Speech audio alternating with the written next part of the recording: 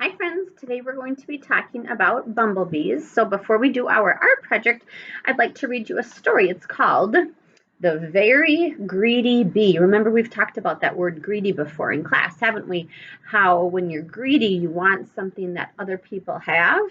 So let's see how this bee is.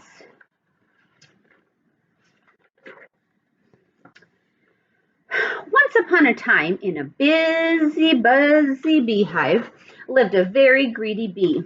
All the other bees worked hard making honey and cleaning the hive, but the greedy bee spent all day gobbling pollen and guzzling nectar. Slurp, slurp, burp, slurp, slurp, burp, he would say. The greedy bee wouldn't share his nectar with anyone. He wouldn't even let a tired ladybug sit on his flower. Find your own flower, he shouted. This one is mine. Oh my.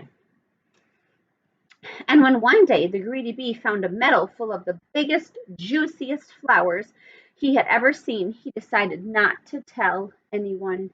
Yummy, he buzzed. Lots and lots of flowers, and they're all for me. Wow.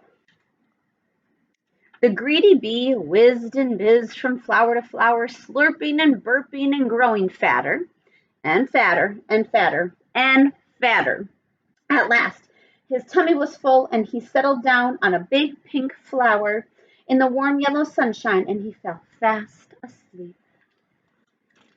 When the greedy bee woke up, it was dark. He tried to fly, but his tummy was so roly-poly that biff, bang, thump, he went down instead of up and he crashed, biff, bang, thump, to the ground. I'm scared, cried the greedy bee, and I don't know how to get home. Then he saw two glowing eyes in the long grass. Eek, he cried. It's a monster. It's going to come and eat me. But it wasn't a monster doll. Why, it was just two friendly fireflies, their bottoms glowing in the dark. Well, what's wrong? They asked. I'm too full to fly, wailed the greedy bee, and I can't walk home in the dark.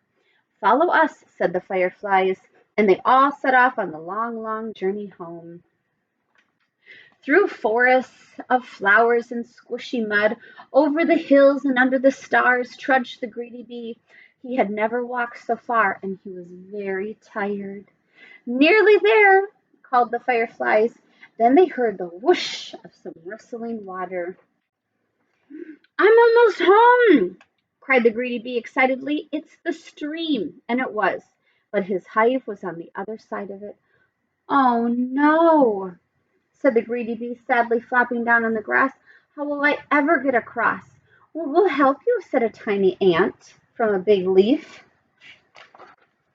The ant and his friends flipped the big leaf into the water. Now jump on, they cried.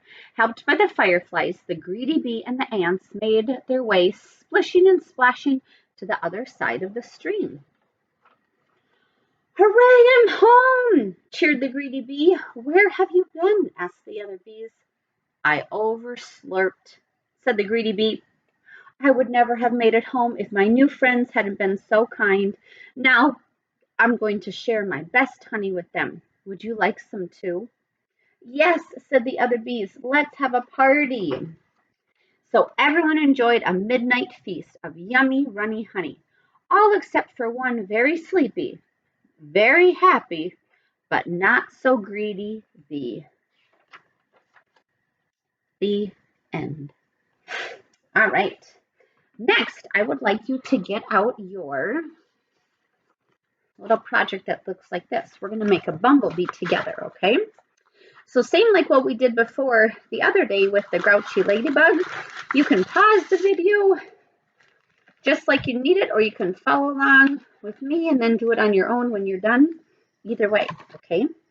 So you're going to have your blue paper, okay? Remember how sometimes we have it tall like a building, other times we have it like more like a hamburger, like this. So you're going to keep it more like a hamburger, like this way, okay? All right, so we're going to get out